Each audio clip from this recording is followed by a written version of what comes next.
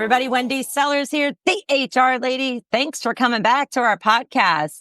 We have with us today, he's been missing a little bit for a while there, but my co-host, JC. Oh, it's always such a pleasure to be found. How you been?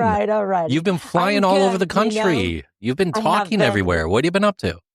That's probably why my throat is shot right now. I have been speaking at some conferences here and there, and I have a lot more coming up. So been in and out of airports and just, having a great time. Rolled out another new program, HR Like a Real Boss, which is a mentorship and training program. So more on that maybe in another episode once I get my ducks in a row.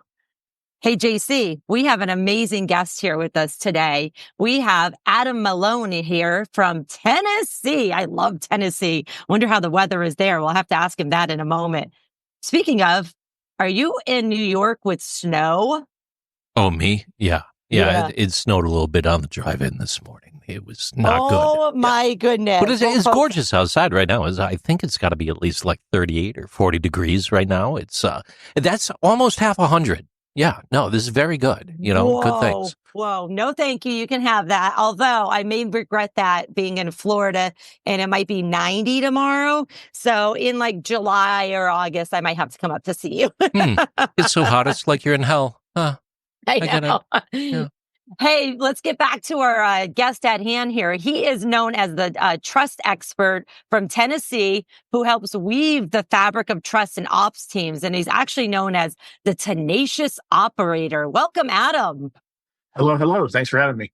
Hey, I saw in your LinkedIn profile that it literally says you're a leadership consultant who actually led a global team of 4,000. Whoa, that's a lot. Tell us about that and how you got to where you are now. Well, that was a joy. That was a blessing, kind of leading that team. Where I got to where I am now kind of goes back to the beginnings of getting that team. About 8 years ago, I was asked to move into operations, into supply chain. The company I was at had just formed a relationship with Apple. And to say the least, we were frenemies is probably the best, like the most congenial way to put it. And so that really, I would say, began both my work in the operations world. So I spent 7 years leading global supply chain teams after that. And then also really set the stage and planted the seeds for the discussions and work I do on trust. And how do you move trust forward, even when, maybe it is absent or maybe you're like in a position of distrust. Yeah, I said JC just sent me over a message like, hey, balancing a budget for an operations manager is like riding a bike, except the bike is on fire and you're in the middle of a tornado. Yeah, is that pretty much how that felt like? Maybe. Yeah. You're in the middle of a tornado and someone's throwing things at you, asking why you're not handling them. Oh, man. Hey, I see also that you really like to talk about empathy and trust, which thank you, because I talk about empathy almost every single day. Why do so many leaders, in your opinion, struggle with consistency in the soft skills of empathy and trust, especially when they're under pressure? Yeah, well, actually, I think that's one of the ways to talk about it is when we make pronouncements about the sorts of leaders we want to be, we make those, decisions in the light of day when the sun is shining and, the birds are singing and, this is the leader I want to be. And then, when the adrenaline hits and you've got, somebody with a C in their title, calling you and you've got a client or a customer who's pissed, like in those moments, that's the dark of midnight and everything's on fire. And often I find that those concepts of empathy and authenticity and trust, they start to crumble when the adrenaline hits. And it takes a real focused effort to plan for how you're going to be empathetic and authentic and inspire trust in those moments. And I think too often we make the plans when everything is nice and rosy, and we don't spend enough time really like doing the visualization work. I know that sounds cheesy to some people, but doing the visualization work to actually think, how am I going to feel in my bones when I actually have to do this? Because it's like you're not in the same state of mind. So how do you bridge those? Well, 86% of business executives believe that they are highly trusted by their employees. Only 60% of employees report that they highly trust their employer. And that indicates a huge perception gap. Back to you. Yeah, 26% perception gap there. And that's totally, I see that all the time as as a management HR consultant, where leaders, I shouldn't even say leaders, people who think they're leaders are like, yeah, my employees totally trust me. And then if I do a confidential and anonymous employee survey, it comes out as like, well, not necessarily. Maybe I trust my direct supervisor, but nobody above them. What are your thoughts on that, Adam? Yeah, I think there's definitely, one of those surveys are always kind of problematic because you can't ask enough detail to actually get the answer because the survey would be too long. And so, you struggle sometimes to get at the root. And I think that gap that we're talking about, by the way, that 86% I think is from a Gallup poll, but there's been a couple other polls that have been done that actually show that perception difference to be more like 40 to 60%. Yeah, Oh, I wow. believe that. It's actually quite large. And one of the humorous things about it is when you do a longitudinal study of the people who say that trust is important to them, that everyone believes they are more than average trustworthy, if that makes sense, which is like fundamentally not possible. We can't all be more than average trustworthy. Like we're not all above average. That's not how averages work. Everyone's a 5. Everyone's at the top. Yeah. Exactly. But I think a lot of that gap is related to like signs of dysfunction that people don't handle well. And I think, we were probably going to talk about that. But one of those is conflict, and that people misunderstand what conflict means in an environment. And one thing I work with a lot of my partners with is to embrace that healthy conflict is actually one of the strongest signs of a trusting environment. And one of the big indicators I look for when I go into an organization is if they believe that they are conflict free. It's a huge red flag that they've got really big trust issues, because no one's willing to call the baby ugly or talk about the hard thing. And everyone just kind of goes along to get along. Yeah.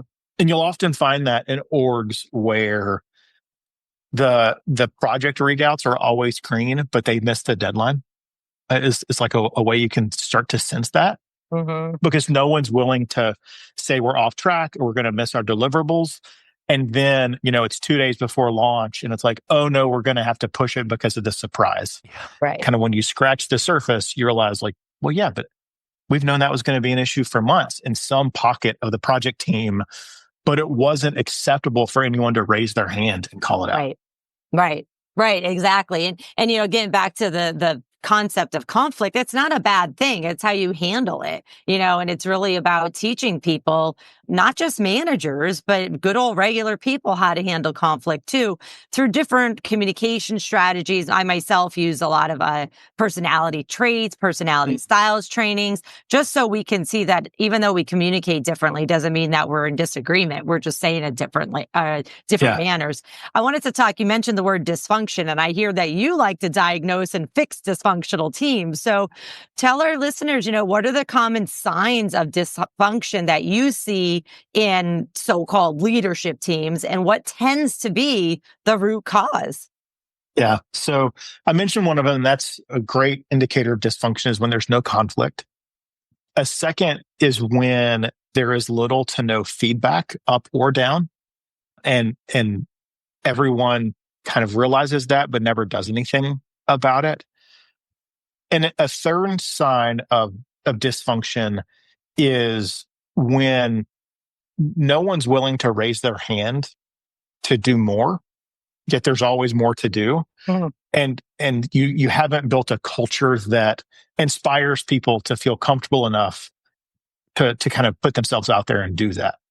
Not surprisingly, in my way of thinking, since I focus on trust, a lot of this comes down to, is there a fabric of trust that's kind of underlying all of our work together? One example of how that plays out is, if we want our best employees and team members to try hard things where they may fail, they have to be really comfortable that if they fail, they'll still be rewarded and not penalized for doing the hard thing. Otherwise, you force the people who have the ability to take the choice assignments, the best people in the org, they gravitate towards taking things where they will be highly successful as opposed to at a risk of failure. Yeah. And so when your organization gets into that, that's where you start seeing like a lack of growth professionally and personally that then ultimately ends you up in a place of like no product development. We don't come up with new ideas. We keep coming up with the same thing over and over again. And really like things getting stale. You're sparking a lot in my mind over here. And I do have a stat for everyone, but just real quick, if I could riff on that. When we think about that root cause analysis and isolating what the true cause of these systematic breakdowns are, a lot of this comes, and that really is a hard path to follow. It's hard. And whoever it may be, or those teams may be, they truly need an umbrella of trust to operate in, to build the effective relationships, to shed light on the issue, to then work towards solving what those problems are. That's me, soapbox 2 cents back in my hole here with a statistic for you. Addressing dysfunction within teams is crucial for organizational success. Investing in soft skills training has been shown to yield significant benefits. For instance, a study by MIT Sloan demonstrated a remarkable 250% return on investment from a 12-month soft skills training program in 5 factories, leading to increased productivity and improved employee attendance. Back to you. Shocker, right? We train people and they magically approve. Now, I do want to just say, because there are so many options out there, from, reading a book to being part of, groups, or actually doing online training or go to conferences, is please make sure that you choose, if you are the HR person or the training development person that has the authority to choose which training programs, soft skills training you go to, make sure it's about content and not just credits. I see so many trainings that are just about getting credits to keep up your Sherman HRCI credits, but people aren't really paying attention. They're like, yeah, I did it. I'm like, oh, great. You have a degree or a certification. That doesn't mean a darn thing because you're not really investing in it. So think twice when you're forcing your employees to do soft skills trainings. If they're really not going to do it, in that manner, choose a different manner. Absolutely. What are your thoughts on that, Adam? Well, I love soft skills. I hate that we call them soft skills. I was just going to say that too. It gives me such an ick factor. Yeah. And if you're like me, which sounds like we have some similarities, part of why I get so frustrated when people call them soft skills is that they're extremely difficult to develop. And so, one, it just seems like a misnomer, first off.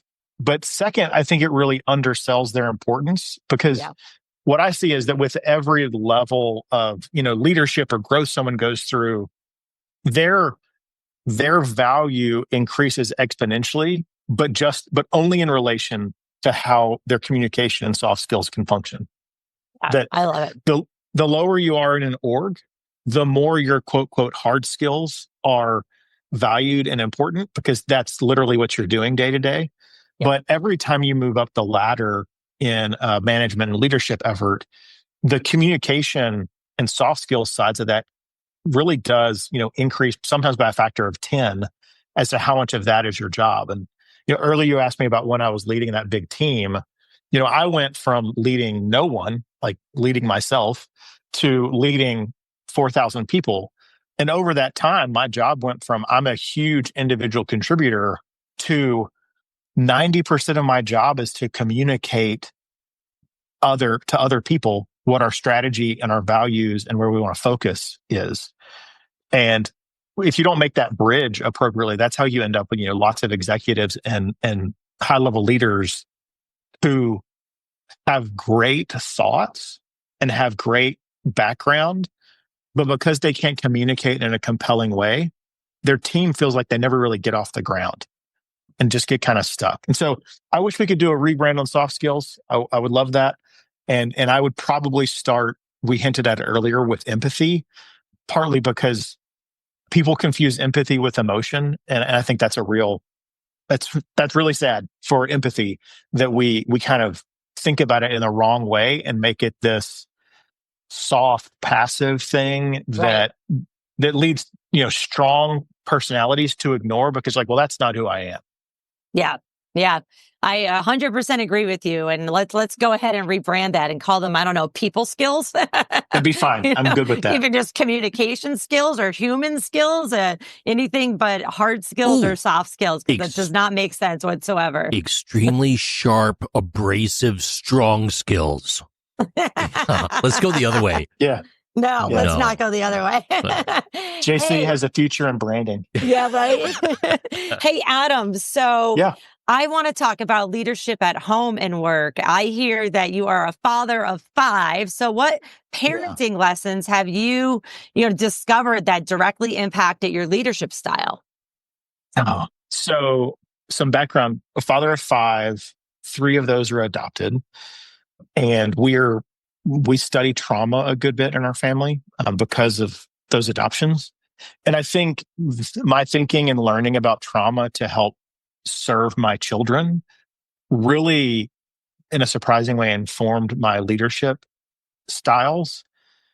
Because I think it's a sad thing to admit, but we should admit to ourselves that lots of our employees deal with some sort of workforce trauma, leader trauma, where someone has done them wrong in the past, and that really impacts their effectiveness going forward. And just like with our children, we have to show them grace and help them work through whatever those issues are. The exact same thing happens with our teams. And you see that when you've got a manager on your team who's constantly in CYA mode and always looking to CC everyone on the email and all these things. That's not because they're a bad person and they want to be ineffective. It does make them ineffective frequently, but Right. but that is because someone hurt them in their past and someone held them accountable for something that wasn't their fault and that they couldn't control. And so now the only way they know how to deal with that is to do something like, oh, I CC my boss on every single email. Right. And I think seeing those behaviors and identifying them as a trauma response, that if we want to get them to a better place, we have to invest in understanding them and understanding where they're coming from. And we can't just say like, hey, you don't have to CC me on everything. Well, like that doesn't respond to what caused them pain. And so we have to help them work through that if we really want them to overcome that workplace sort of trauma and lead them to somewhere that's better than where they've been before. You really shine light on something that rung true for me in a very particular situation. The employee in that instance with the CCing, it may not even be that they experienced trauma in the past. It could be that they're going through it right now. And maybe there's a level of micromanaging there that needs to be unpacked for whoever they're reporting to that you may be oblivious to because it's stuck within that frozen middle somewhere. I don't know. What do you think, Adam? Yeah. Yeah, no, I agree. And the topic of empowerment is one that I deal with a bit. I think there's a huge problem with leaders believing that they empower their teams, but really they are delegators. And the difference between delegating and empowering is delegating is when I identify an issue and then JC, I tell you the tasks to go work on. As opposed to empowering, which is me giving you an issue and saying, JC, will you come back and tell me how you think we should address this? No, the difference is when I delegate, I tell you when to give me an update. When I empower, you tell me when you're going to get an update. Right. Exactly. And that I see so many leaders, because they were told they need to empower, but they don't actually know what it is. They kind of stick with micromanaging because they think delegating is the same thing. And both skills are important, and micromanagement is okay sometimes, but we need to help people understand when is empowerment appropriate, when is delegation appropriate, and how do we train people to kind of up-level their skills as a leader from delegator to empowerer, but also as a follower to someone who needs to be delegated to and someone who can be empowered. You have to train both sides of that partnership Absolutely. to really get to where you want to go. Yeah. I got to buy his book. I got to buy his book. That's all I know. I don't know. I love it. Thank you so much. Hey, everybody. We have on our show today, Adam Malone, leadership consultant and trust expert known as the Tenacious Operator. Hey, Adam, where can listeners connect with you? The easiest way for leaders in the US to connect in North America is to text operator to short code 33777. That's operator to 33777. And that'll get on my newsletter list, and I'll get your contact info and we can stay in touch that way. Awesome. And everybody will also have his LinkedIn profile on the podcast notes. We hope this information has been helpful. I truly enjoyed having you on. Thanks for joining us, everyone. Take care.